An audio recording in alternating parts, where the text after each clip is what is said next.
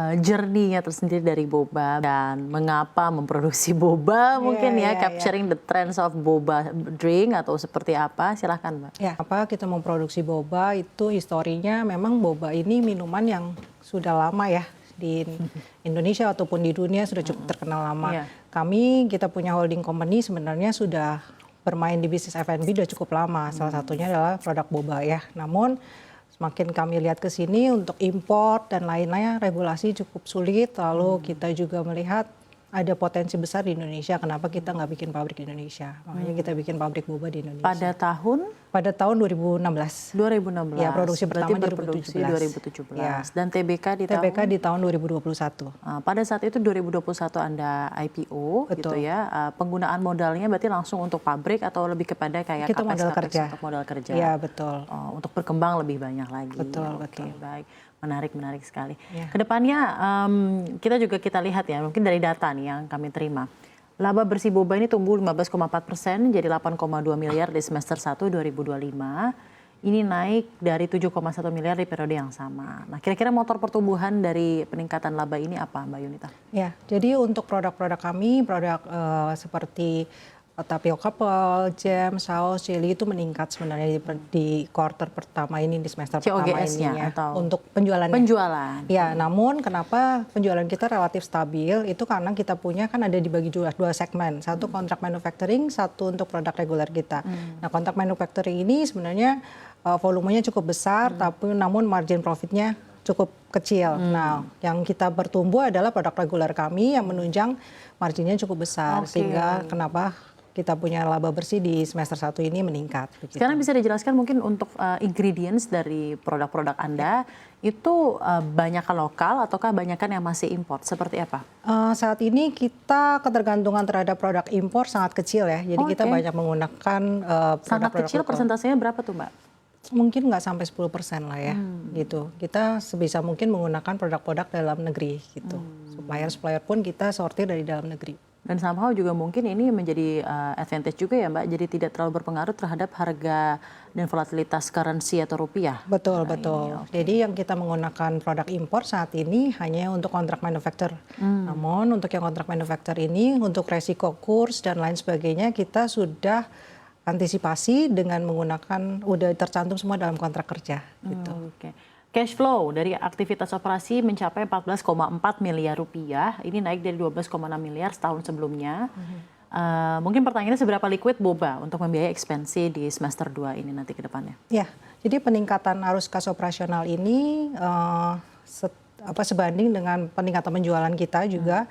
Lalu kami juga mengelola piutang dengan baik sehingga kondisi ini bisa tetap menjaga kita punya likuiditas sehingga bisa membiayai ekspansi di semester 2 ini. Tantangan utama apa Mbak dalam menjalani ya maksudnya perusahaan F&B dan juga producing boba yang ada gitu. Apakah lebih kepada tren mengenai tren atau lifestyle orang yang memang lagi suka boba kadang-kadang sedang pasang surut atau lebih kepada yang memilih kompetitor, hal-hal kompetitor dan semacamnya seperti apa? Paling besar sih mungkin tren ya Mbak. Jadi ada tren yang selalu berubah setiap tahunnya gitu. Tren terhadap minuman boba atau tren minum boba atau enggak? Tren terhadap minuman boba gitu. Jadi Jadi kita terus harus berinovasi ya untuk membuat suatu produk baru supaya masyarakat tetap masih mau minum boba tapi dengan cara, maksudnya dengan topping yang lain atau rasa yang lain supaya mereka tetap daya belinya bisa tetap ada gitu. Oke, baik. Klien Anda itu di Indonesia adalah brand-brand Indonesia atau brand luar negeri? Campur Kak. Campur ya. Jadi memang sudah campur dan itu menjadi klien dan utamanya Anda. Sekarang laba bruto, Mbak, laba bruto itu naik 27,92 miliar dari 24,7 miliar, padahal dari segi revenue itu cenderung cukup datar di 83,7 miliar dibandingkan tahun sebelumnya. Mengenai laba ini, apakah ini karena efisiensi biaya bahan baku atau justru ada peningkatan harga jual yang Anda lihat di produk? Saat ini kita tidak ada peningkatan harga jual, namun kita melakukan inovasi, lalu kita juga ada efisiensi bahan baku, terus kita ada pemanfaatan teknologi baru, kita juga ada tenaga ahli di bidangnya, sehingga kita bisa memaksimalkan dari produktivitas sih, Mbak. Ya, efisiensinya soal hampir 10%-an ya, 3 miliar Betul, sendiri betul. ya di Kita tahun ini lumayan ya. Lumayan. Teknologinya berupa apa itu, Mbak? Jadi kita ada bekerja sama dengan beberapa supplier, kita coba create misalnya bahan bakunya pertamanya perlunya 3 item, lalu dengan teknologi yang baru, dengan inovasi yang baru, kita bisa menggunakan hanya 1 item dengan kualitas yang tetap terjaga gitu.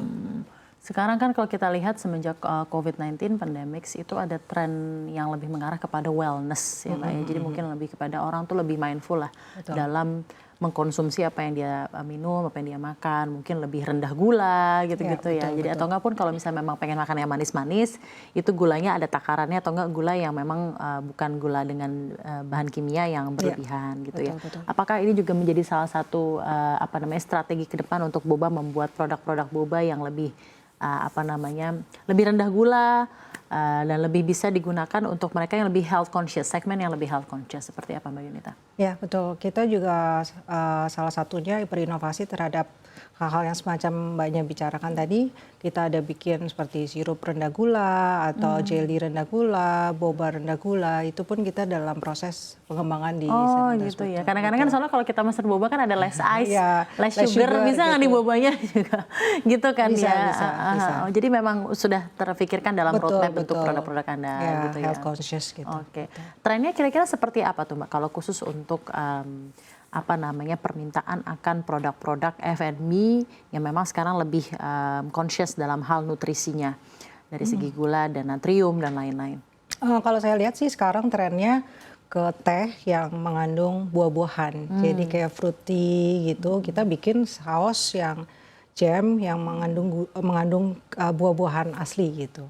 Itu juga merupakan salah satu inovasi kita untuk tren untuk health conscious gitu. Buah-buahan ya. gitu. Jadi bobanya ada kita lebih ke jam ya. Jam gitu, saus yang ada fruit jam kayak strawberry jam, mango jam gitu. Oke,